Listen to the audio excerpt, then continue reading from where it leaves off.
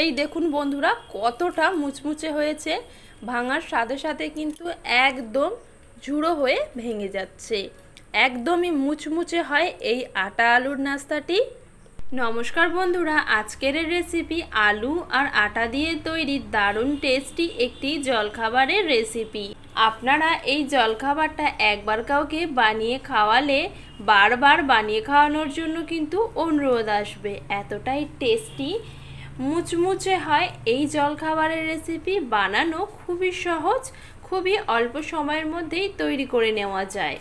তো বন্ধুরা, প্রথমেই আমি এখানে ডোটা রেডি করে নেব। তার জন্য প্রথমেই একটা পাত্রে নিয়ে নিচ্ছি 2 বাটি পরিমাণ আটা। আমি এখানে আটা দিয়ে ডোটা রেডি করছি, আপনারা চাইলে ময়দা দিয়েও তৈরি করতে পারেন। তারপর আটার মধ্যে দিয়ে দিচ্ছি পরিমাণ মতন লবণ। লবণটা দিয়ে দেওয়ার পর একটু জায়গা করে নেব। তারপরে দিয়ে দিচ্ছি 2 টেবিল চামচ পরিমাণ সাদা তেল। তেলটা দিয়ে দেওয়ার পর ভালো করে মিশিয়ে নেব।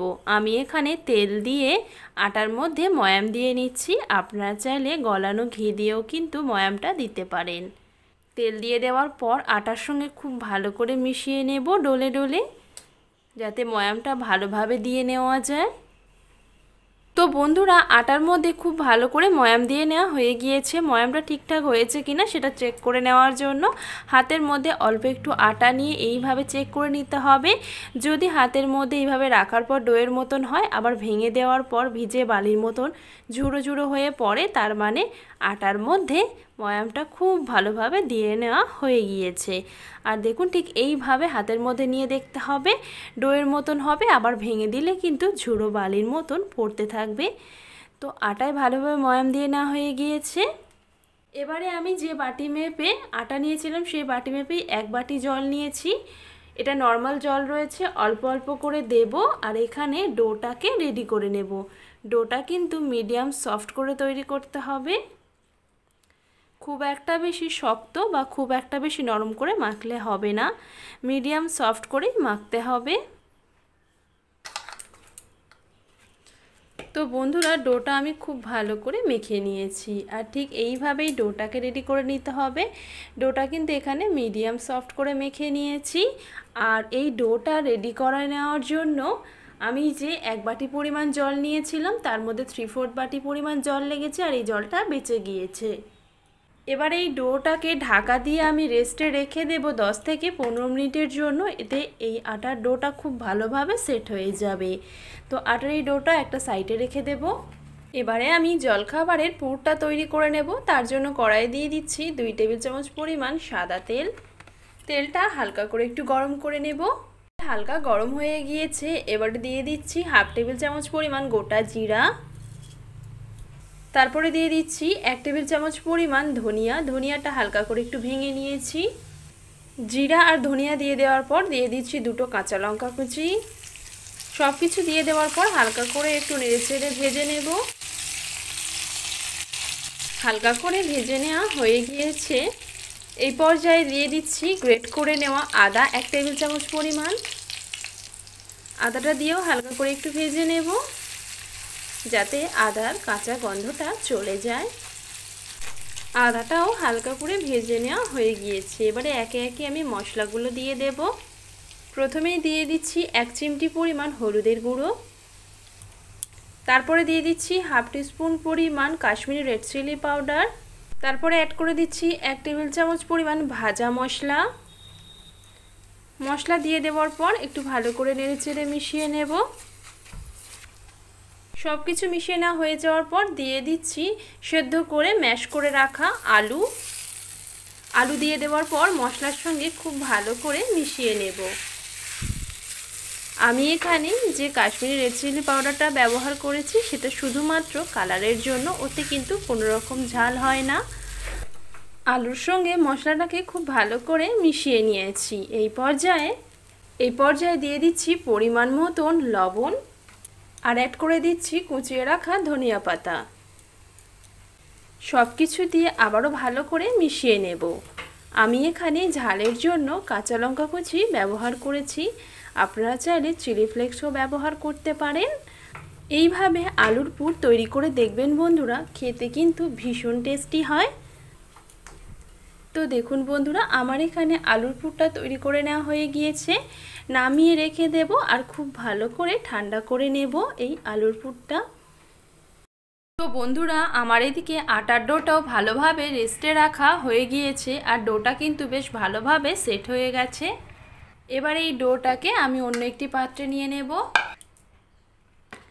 ডোটাকে একবার হাতের মধ্যে রেখে একটু ভালো করে মেখে নেব।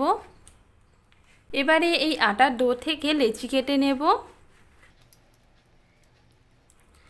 ঠিক যেমন রুটি পরোটার জন্য লেচি কাটা হয়, ঠিক ওরম সাইজের করেই আমি লেচিটা কেটে নেব। এখানে ঠিক এই সাইজের করে কেটে নেব। তো বন্ধুরা, সমস্ত লেচিগুলো আমার কেটে নেওয়া হয়ে গিয়েছে। এবার হাতের মধ্যে রেখে ভালো করে গোল করে নেব। ঠিক এরকম মসৃণ করে সমস্ত আটার ডোগুলোকে বা লেচিগুলিকে গোল করে নেব। এবারে রুটিগুলোকে বেলে নেব অল্প একটু আটা দিয়ে।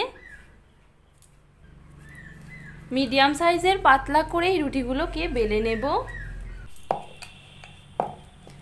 তো বন্ধুরা, পাতলা করে আমি এখানে রুটিটা বেলে নিয়েছি।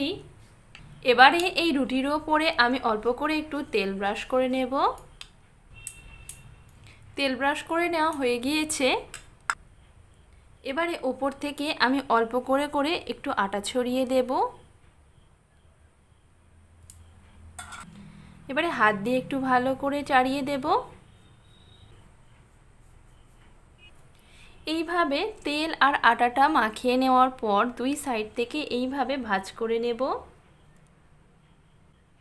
সমানভাবে ভাঁজ করে নিয়েছি। আবারও একইভাবে এই রুটির ওপরে তেল মাখিয়ে নেব। আবারও একইভাবে তেল মাখিয়ে নেওয়ার পর অল্প করে একটু আটা অথবা ময়দা এইভাবে উপর থেকে ছড়িয়ে দেব। এইভাবে দিয়ে দেওয়ার পর আবারও এই পাশ থেকে ভাঁজ করে দেব। ঠিক এইভাবে ভাঁজ করে দেওয়ার পরে এইভাবে একটু টেনে লম্বা করে নেব, অথবা চাইলে আপনারা একটু বেলে নিতে পারেন। আমি একটু বেলে নিচ্ছি।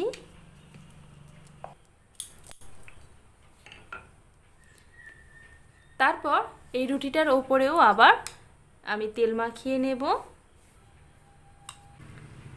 তেল মাখিয়ে দেওয়ার পর আবারও একটু আটা ছড়িয়ে দেব। ঠিক এইভাবে পরস্পর প্রতিটা লেয়ারে কিন্তু এইভাবে তেল আর আটা মাখিয়ে নিতে হবে, তাহলে অনেক বেশি মুচমুচে হবে এই জলখাবারটা।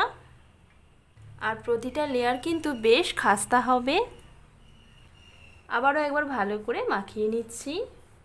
এইভাবে করে দেওয়ার পর একটা সাইড থেকে আমি টাইট করে ভাঁজ করে নেব। একদমই আলগা করে ভাঁজ করা যাবে না, এইভাবে টাইট করে ভাঁজ করে নিতে হবে।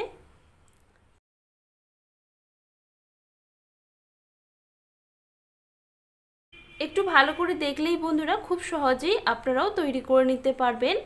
আর এই শেষের অংশটাতে অল্প করে একটু জল দিয়ে দেবো এই শেষের অংশটায়, যাতে খুব ভালোভাবে সিল হয়ে যায়, খুলে না আসে সেজন্য। তো দেখুন বন্ধুরা, একটা আমার এখানে তৈরি করে নেওয়া হয়ে গিয়েছে। সমস্ত রুটিগুলোকে বেলে নিয়ে এইভাবেই তৈরি করে নেব। তেল ব্রাশ করে নেওয়া হয়ে গিয়েছে। আটা ছড়িয়ে নেওয়া হয়ে যাওয়ার পর হাত দিয়ে হালকা করে একটু চাড়িয়ে দিচ্ছি। ভাঁজ করে নেওয়া হয়ে যাওয়ার পর আবারও এই দুই সাইডে তেল আর আটা মাখিয়ে নেব। পর এইভাবে আবারও একবার ফোল্ড করে দেব। এবারে শেষ পর্যায়ে এই শেষের প্রান্ত থেকে এইভাবে আমি টাইট করে মুড়ে ভাঁজ করে নেব। ঠিক তো আমার এখানে একটা রোল তৈরি করে নেওয়া হয়ে গিয়েছে। এইভাবে আমি সবকটা রুটি এইভাবে রোল করে রেডি করে নেব। এবারে এই রোলটা থেকে আমি নাস্তাগুলোকে বানিয়ে নেব। তো তার জন্য এখানে একটা সুতো নিয়েছি। সুতোটাকে এই রোলের মাঝ বরাবর রাখবো। তারপর সুতোটাকে এইভাবে দুই পাশে করে নেব। নিয়ে এই রোলটাকে আমি কেটে নেব। এইভাবে সুতো দিয়ে কাটলে খুব ইজিলি কিন্তু কেটে নেওয়া যায়। দেখুন কত সহজে কেটে নেওয়া গেল। আপনারা চাইলে কিন্তু ছুরি দিয়েও কেটে নিতে পারেন। তো দেখুন আমি রোলটা কেটে নিয়েছি আর সমস্ত লেয়ারগুলো কত সুন্দর বোঝা যাচ্ছে। ঠিক এইভাবে রোলগুলোকে কেটে নিতে হবে। আবার চাপ দিলেই কিন্তু খুব সহজে সুতো দিয়ে কেটে নেওয়া যাবে। তো এবারে এটাকে আপনারা কিভাবে বেলে নিয়ে তারপর জলখাবারটা তৈরি করবেন পুর ভরে সেটা আমি আপনাদের দেখিয়ে দিচ্ছি। যেই পাশটা কেটেছি, যে পাশটা লেয়ার দেখা যাচ্ছে সেই পাশটা নেব না, সেটা তলার দিকে রাখবো আর এই পাশটা উপরের দিকে রাখবো। এবারে এটা আমি বেলে নেব, এইভাবে উপর থেকে একটু প্রেস করে নেব, তারপর হালকা হাতে এইভাবে বেলে নেব। বেলে নেওয়া হয়ে গিয়েছে। এবারে আমি এই জলখাবারের ভেতরে পুরটা ভরে নেব। আর এদিকে যে আলুর পুরটা রেডি করে রেখেছিলাম, আলুর পুরটা ভালোভাবে ঠান্ডা হয়ে গেছে। এর থেকে এবারে আলুর ফিলিংটা নিয়ে নেব আর এইভাবে মাঝ বরাবর আলুর ফিলিংটা বসিয়ে দেব।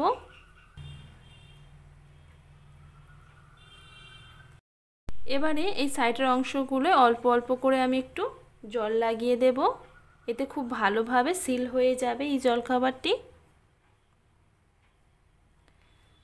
এবারে এই সাইড থেকে আমি তুলবো আর একে একে মুখটা সিল করে দেব।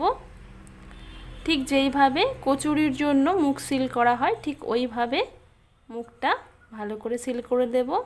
আর জল দেওয়ার কারণে খুব ইজিলি কিন্তু মুখটা সিল করে নেওয়া যাবে ঠিক এইভাবে।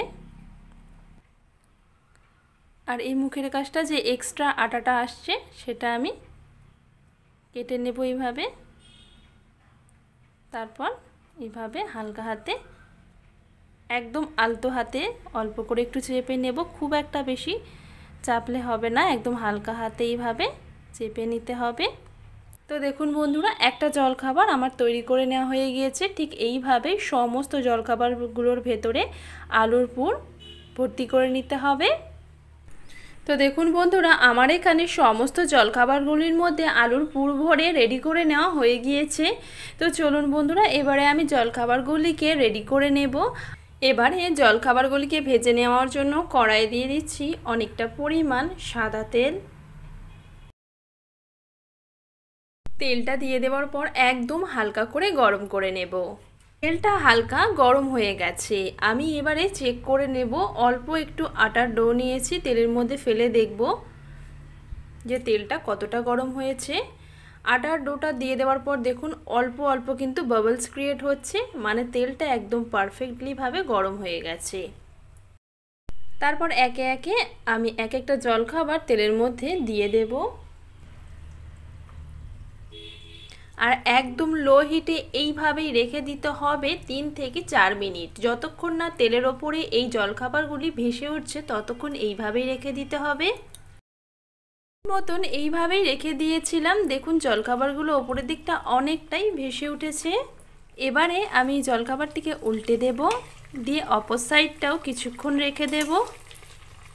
এইভাবে ভেজে নিলে জলখাবারগুলো অনেক বেশি মুচমুচে হয়।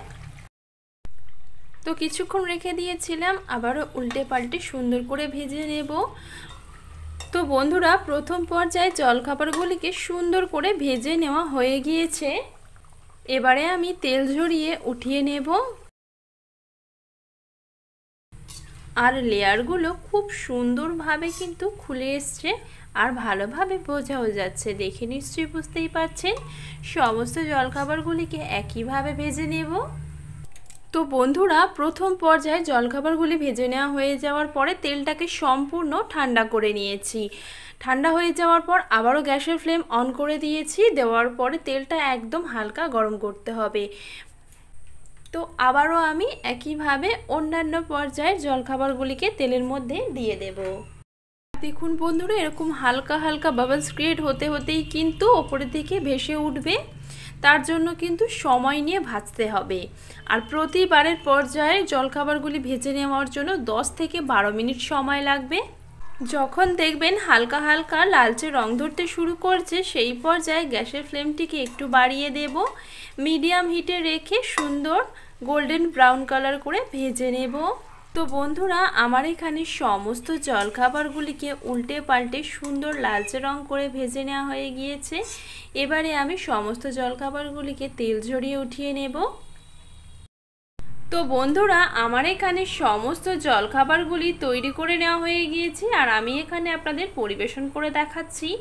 আপনারা এই জলখাবারটিকে বন্ধুরা শুধুও খেতে পারেন, অল্প একটু গরম চায়ের সঙ্গেও খেতে পারেন, খেতে কিন্তু বেশ ভালো লাগে। এছাড়াও অল্প একটু টমেটো সসের সঙ্গে খেয়ে দেখবেন ভীষণ টেস্টি লাগে। আর প্রত্যেকটা জলখাবার কিন্তু বেশ মুচমুচে হয়েছে। এবারে আমি আপনাদের দেখাচ্ছি যে জলখাবারগুলি কতটা মুচমুচে আর খাস্তা হয়েছে। দেখে নিশ্চয়ই বুঝতেই পারছেন বন্ধুরা, একদম কিন্তু মুচমুচে হয়েছে।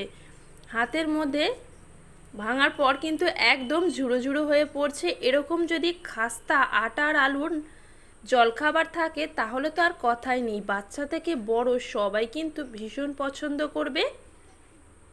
আর অল্প একটু এভাবে টমেটো সসের সঙ্গে খেয়ে দেখবেন অপূর্ব লাগে বন্ধুরা।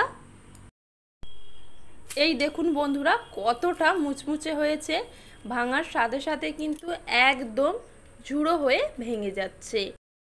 তো বন্ধুরা আজকের আমার এই আলু আর আটা দিয়ে তৈরি মুচমুচে খাস্তা জলখাবারের রেসিপিটা আপনাদের কতটা ভালো লেগেছে অবশ্যই কিন্তু কমেন্টে জানাবেন। সবাই ভীষণ ভালো থাকবেন, সুস্থ থাকবেন বন্ধুরা। আর অবশ্যই এরকম মুচমুচে জলখাবার বানিয়ে দেখবেন, সবাই কিন্তু আপনার প্রশংসা করবে, এমনকি বারবার বানিয়ে দেওয়ার জন্য কিন্তু অনুরোধ আসবে। তো বন্ধুরা সবাই ভীষণ ভালো থাকবেন, সুস্থ থাকবেন আর অবশ্যই এই রেসিপিটা ট্রাই করে দেখবেন। ধন্যবাদ বন্ধুরা।